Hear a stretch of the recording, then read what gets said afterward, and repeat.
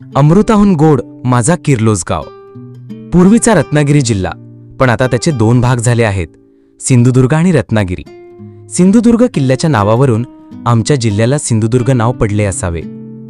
या जिल्ह्यातील किर्लोस माझा छोटासा गाव. पूर्वी तो नकाशात पण कुठे दिसत नव्हता.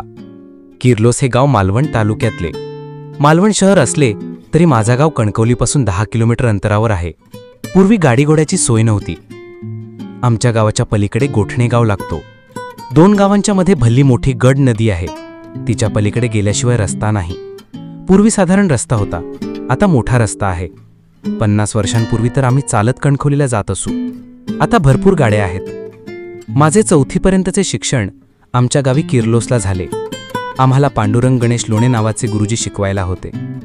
साधे सरळ व गरीब स्वभावाचे लोणे गुरुजी आम्हाला एवढे प्रिय होते की त्यांची आठवण झाल्यावर गहीवरून जायला होते.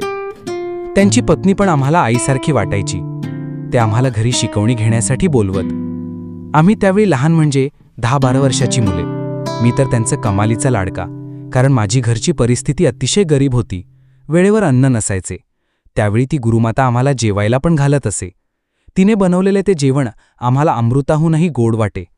किती प्रेम असायचे त्यांचे आमच्यावर. ते कितीही लिहिले तरी संपणार नाही. त्यांचा मार पण आम्ही मुकाटपणे सहन करीत असू.